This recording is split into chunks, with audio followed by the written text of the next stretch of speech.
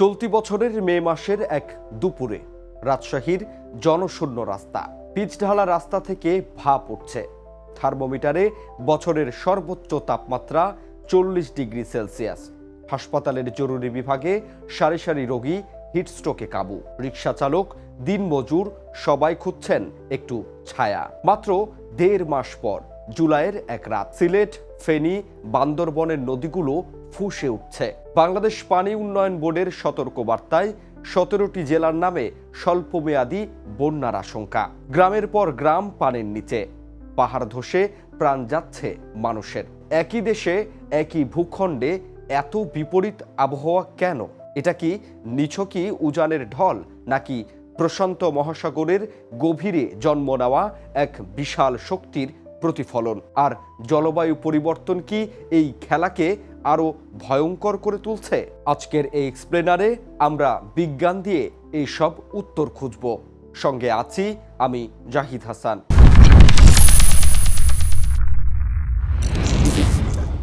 মনে করুন আপনার এলাকায় তাপমাত্রা এখন 35 ডিগ্রি, কিন্তু ফিলস লাইক দেখাচ্ছে 37 ডিগ্রি, মানে গরম আরো বেশি লাগছে।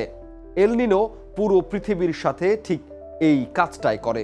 আগে থেকেই গরম পৃথিবীকে আরো বেশি গরম করে দেয়। বিজ্ঞানীরা বলছেন ইতিহাসে মাত্র 3 বার সুপার এল নিনো দেখা গেছে: 1982-83 সালে, 1997-98 সালে এবং 2015-16 সালে। এবার যেটা আসছে সেটা আগের সবগুলোকে টপকে যেতে পারে। কারণটা সহজ, 2026 সালে পুরো প্রশান্ত মহাসাগর জুড়ে পানির তাপমাত্রা স্বাভাবিকের চেয়ে 2 থেকে 3 ডিগ্রি বেশি গরম হয়ে গেছে। এই অতিরিক্ত গরম পানি সমুদ্রের বুকে তৈরি করছে বিশাল এক তাপের বোমা, যেটা এখন একটু একটু করে ফুটছে। এল নিনো এলে এই স্বাভাবিক বায়ু প্রবাহ ভেঙে পড়ে, আর তার প্রভাব ছড়িয়ে পড়ে গোটা পৃথিবীর আবহাওয়ায়।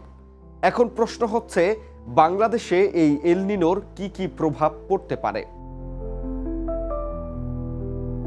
এল নিনো সরাসরি বাংলাদেশে হাত দিয়ে বন্যা বা তাপপ্রবাহ ঘটায় না, এর প্রভাব আসে পথ ঘুরে। এল নিনোর বছরগুলোতে সাধারণত ভারত মহাসাগর এবং বঙ্গোপসাগরের পানি বাড়তি উষ্ণতা ধরে রাখে, বিশেষ করে যখন সেটা বৈশ্বিক উষ্ণায়নের সাথে যুক্ত হয়। উষ্ণ সমুদ্র মানে বাতাসে বেশি জলীয় বাষ্প, আর বেশি জলীয় বাষ্প মানে যখন বৃষ্টি হবে তখন সেটা হবে অস্বাভাবিক তীব্র। এখানে লুকিয়ে আছে আসল বিপদ। WMOর state of the global climate 2025 প্রতিবেদন বলছে 2015 থেকে 2025 এই 11 বছর পৃথিবীর ইতিহাসের সবচেয়ে উষ্ণতম 11 বছর। আর 2025 সাল শিল্প বিপ্লব পূর্ব সময়ের তুলনায় প্রায় 1.43 ডিগ্রি সেলসিয়াস বেশি উষ্ণ ছিল। সমুদ্রের 90% বেশি অংশে অন্তত একবার মেরিন হিটওয়েভ হয়েছে গত বছর। অর্থাৎ এল নিনো আসছে এমন এক পৃথিবীতে যেটা ইতিমধ্যেই রেকর্ড পরিমাণ গরম হয়ে আছে। বিজ্ঞানীদের ভাষায় এটাই আসল উদ্বেগের জায়গা, প্রাকৃতিক চক্র এবং মানবসৃষ্ট উষ্ণায়ন একসাথে মিলে যাওয়া। চলতি বছরের এপ্রিল মাসে বাংলাদেশ আবহাওয়া অধিদপ্তরের তথ্য অনুযায়ী রাজশাহীতে তাপমাত্রা পৌঁছায় 40 ডিগ্রি সেলসিয়াসে, যা ছিল বছরের সর্বোচ্চ।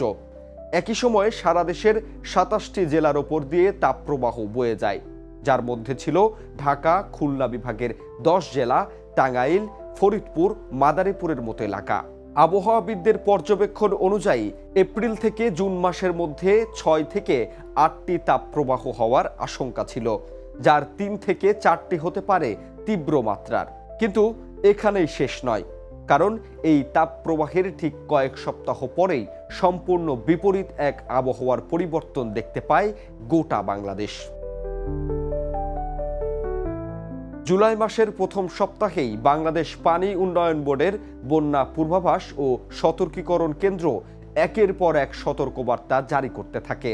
প্রথমে 5 জেলা, তারপর 12 জেলা, এরপর সেই সংখ্যা গিয়ে দাঁড়ায় 17 জেলায়।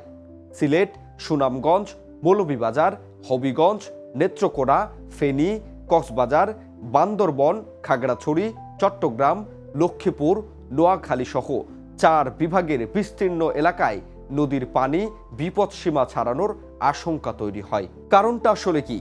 গোমতী, মুহুরী, ফেনী, হালদা, সাঙ্গু, মাতামুহুরী নদীর পানি দ্রুত বাড়তে শুরু করে ভারী বৃষ্টির কারণে। একই সঙ্গে ভারতের মেঘালয়ের চেরাপুঞ্জিতে 133 মিলিমিটার এবং মাউকিরওয়াতে 153 মিলিমিটার বৃষ্টিপাত রেকর্ড হয়, যা সরাসরি প্রভাব ফেলে বাংলাদেশের উজানের নদীগুলোতে। তাহলে প্রশ্নটা এখানেই দাঁড়ায়, এই আকস্মিক পরিবর্তন কি শুধু একটা মৌসুমী ঘটনা, নাকি আবহাওয়া পরিবর্তনের নতুন এক ভয়ঙ্কর প্যাটার্ন শুরু হচ্ছে বাংলাদেশে? বিশেষজ্ঞদের বিশ্লেষণ এবং বৈশ্বিক প্রতিষ্ঠানগুলোর তথ্য একসঙ্গে করলে বাংলাদেশের সামনে যে ঝুঁকিগুলো দাঁড়ায় সেগুলো এক এক করে দেখা যাক। প্রথমত, আরও তাপপ্রবাহ এবং অতিবৃষ্টির দ্বৈত ঝুঁকি। বিশ্বব্যাংকের জলবায়ু ঝুঁকি প্রতিবেদন বলছে বাংলাদেশের 90 মিলিয়নের বেশি মানুষ, অর্থাৎ জনসংখ্যার 56% মানুষ উচ্চ জলবায়ু ঝুঁকিপূর্ণ এলাকায় বাস করেন, যেখানে একসঙ্গে একাধিক দুর্যোগের আশঙ্কা থাকে।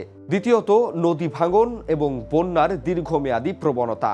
রিলিফ ওয়েবের প্রকাশিত বিশ্বব্যাংকের বিশ্লেষণ বলছে পর্যাপ্ত অভিযোজন ব্যবস্থা না থাকলে 2040-এর দশকের মধ্যে চরম নদী বন্যায় আক্রান্ত মানুষের সংখ্যা 6 থেকে 12 মিলিয়ন পর্যন্ত বাড়তে পারে। তৃতীয়ত, কৃষি এবং খাদ্যমূল্যের উপর প্রভাব।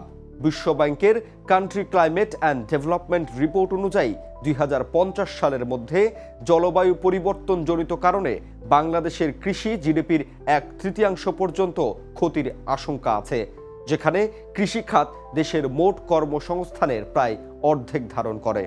এই ক্ষতি সরাসরি প্রভাব ফেলবে খাদ্যমূল্যের ওপর। চতুর্থত, ডেঙ্গুর ঝুঁকি। বর্ষা মৌসুমের শুরুতেই ডেঙ্গু রোগীর সংখ্যা বাড়তে শুরু করেছে।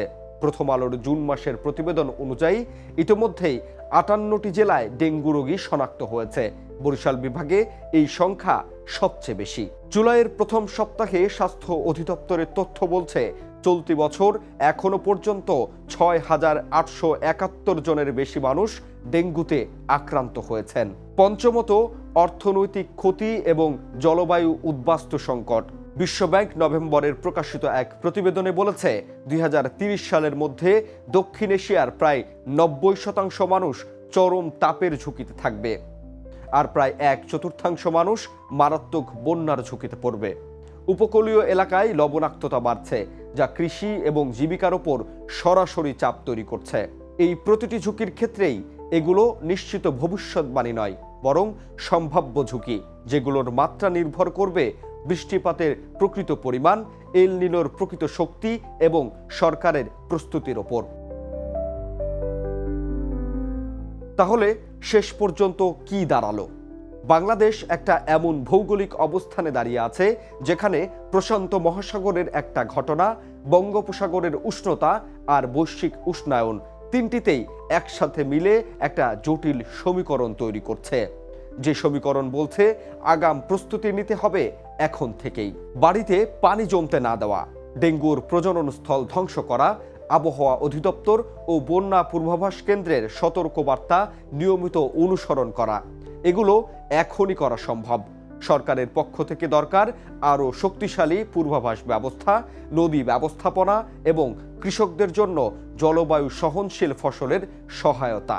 জলবায়ু পরিবর্তন এখন আর ভবিষ্যতের কোনো ধারণা নয়, এটাই এখন বর্তমান, যেটা প্রতিটি ঋতুতে, প্রতিটা ফসলে, প্রতিটা নদীর পানিতে টের পাওয়া যাচ্ছে। তাই প্রশ্ন আর এটা কি ঘটবে না, প্রশ্ন হওয়া উচিত আমরা কতটা প্রস্তুত এর জন্য।